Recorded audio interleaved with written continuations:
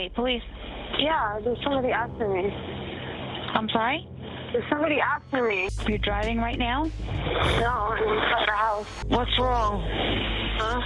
What happened? These people are plotting to kill me. No, stop it, please. Stop it, please. Please stop it. Please stop it. No.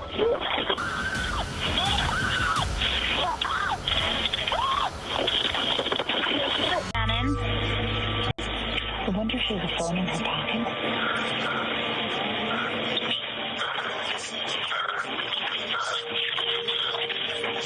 For over a decade, a serial killer hunted sex workers along New York's Ocean Parkway, wrapping their bodies in burlap and dumping them in the marsh grass.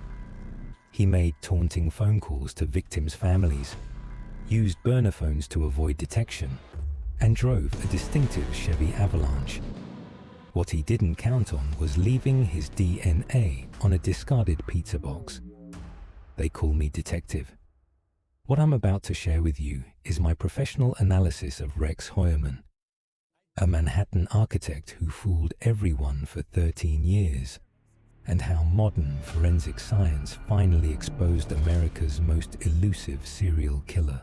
On December 11, 2010, police searching for missing escort Shannon Gilbert made a horrifying discovery along Ocean Parkway near Gilgo Beach.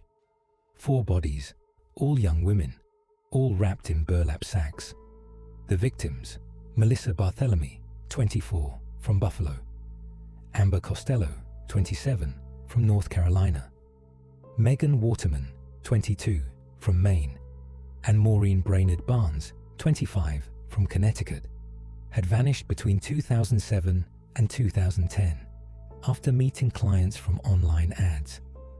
The scene was desolate, a narrow strip of beach grass and sand between the ocean and the highway, where the sound of waves masked any screams for help. The bodies were positioned at irregular intervals, some merely 500 feet apart, suggesting the killer knew this area intimately. He could navigate here in darkness, knew when the area would be deserted, understood how long bodies could remain hidden in the thick brush. The burlap immediately signaled this wasn't random violence. This was methodical, ritualistic. Someone with access to industrial materials, someone who knew this desolate stretch of highway, someone who had done this before. The killer had a specific approach, contacting victims through burner phones, arranging meetings at motels, and killing them shortly after contact. But he wasn't satisfied with just murder. Between July and August 2009, he used Melissa Barthelemy's phone to call her teenage sister Amanda 8 times. Is this Melissa's little sister? That's how he started out the conversation. Is this Melissa's little sister? And she answered yes. The calls were psychological torture. He would ask Amanda if she knew what Melissa was doing, call her a whore, describe sexual acts in graphic detail. He told her Melissa was dead, that he'd killed her.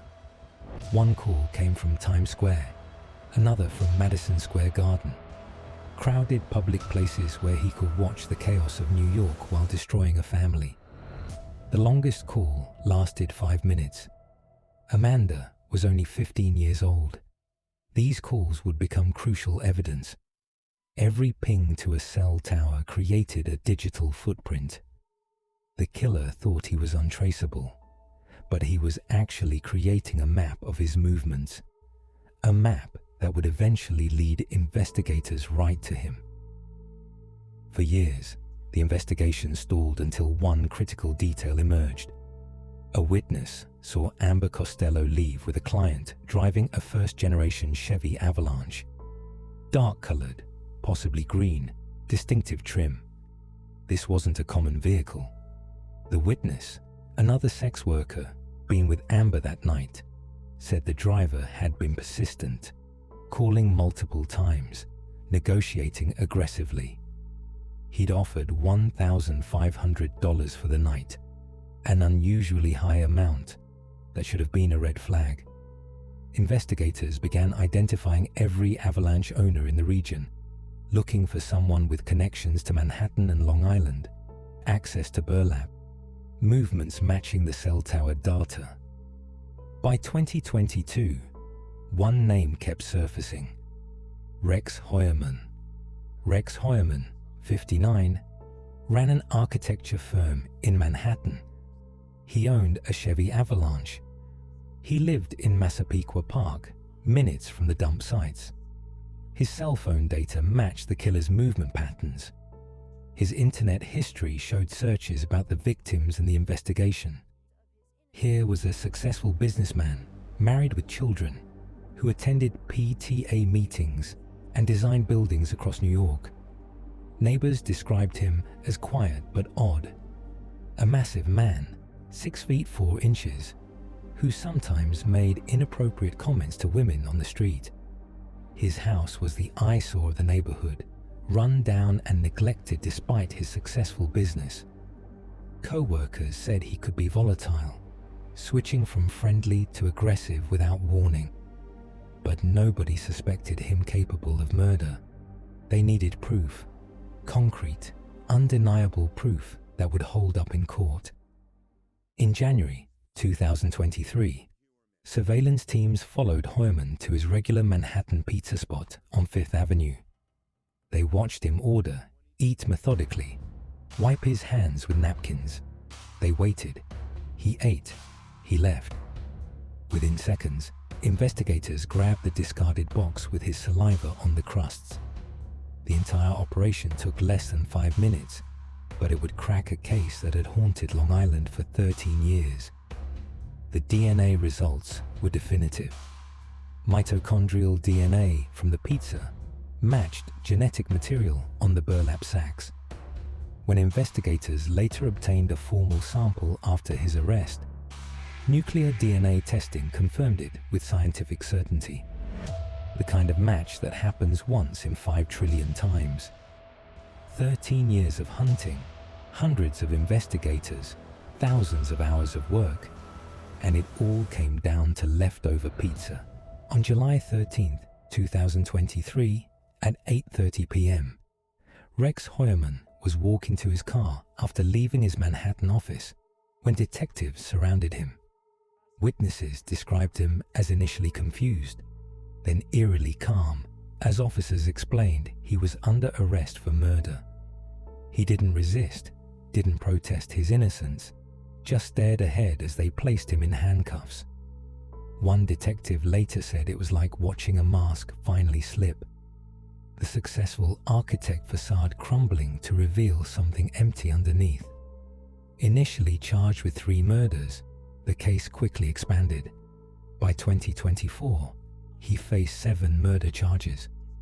The investigation revealed burner phones purchased with cash, fictitious email accounts, deleted files showing planning of the crimes. Most disturbing was a leather belt found with the initials WH or HM, possibly William Heuermann, suggesting the killer had literally signed his work. Digital forensics showed he'd been researching the investigation's progress, studying police procedures, learning how to avoid detection. He'd even searched for photos of the victims' families, returning again and again to articles about their grief. In April 2025, 2 victims known only as Jane Doe for decades were identified as Tanya Denise Jackson and her 2-year-old daughter. The timeline of murders might stretch back over 20 years. The evidence continues to mount, but this case raises disturbing questions. Do you think Heuermann acted alone? Could someone maintain this double life without anyone suspecting? Drop your theories in the comments. Some of you always catch details that others miss. Rex Heuermann represents a particular type of predator: organized, intelligent, patient. He selected victims whose disappearances wouldn't trigger immediate investigations. He studied forensic science and law enforcement techniques. He compartmentalized his crimes while maintaining a successful business and family life. For over a decade, Long Island residents unknowingly passed a serial killer on their morning commute. He designed buildings by day and committed murders by night. The man who attended neighborhood barbecues was the same one making taunting calls to grieving families. The impact on the community has been devastating. Massapequa Park residents struggle with the knowledge that they live next to a monster. Some recall strange encounters, times when Heuermann seemed too interested in their daughters, comments that seemed off but not quite threatening enough to report. Parents who let their children trick or treat at his house on Halloween now wrestle with guilt and horror. The local community has organized support groups, trying to process how evil can hide in plain sight.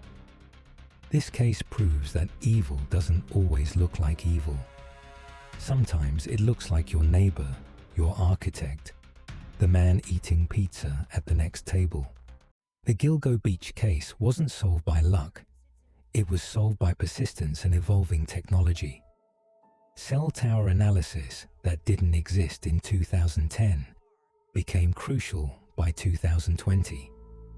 DNA techniques that couldn't extract profiles from degraded samples in 2007 provided definitive matches in 2023. Every burner phone created records. Every online search left traces. Every contact with victims created evidence. Heuermann thought he was invisible, but modern forensic science made him transparent. The investigation continues. Cold cases across the Northeast are being reviewed. More victims may be identified. The true scope of Heuermann's crimes might never be fully known. After analyzing this case extensively, one detail haunts me most. Rex Heuermann allegedly kept searching for information about his victims' families years after killing them. He wasn't just a killer. He was a collector of grief, someone who fed on the suffering he caused. The victims, Melissa, Amber, Megan, Maureen, Tanya, little Tatiana, and others still unidentified, deserve to be remembered as more than case numbers. They were real people whose lives were cut short by a predator hiding behind the mask of normalcy. As I review this case, Heuermann sits in jail awaiting trial, maintaining his innocence, while prosecutors build what they call an overwhelming case. The mask I wear has seen many investigations, but this one proves a fundamental truth. No matter how careful the predator, no matter how long it takes, every killer leaves evidence. They still call me detective. The mask stays on. And the Gilgo Beach case will forever remind us that sometimes the most dangerous monsters are the ones who look just like everyone else. Sometimes justice comes from something as simple as a pizza box.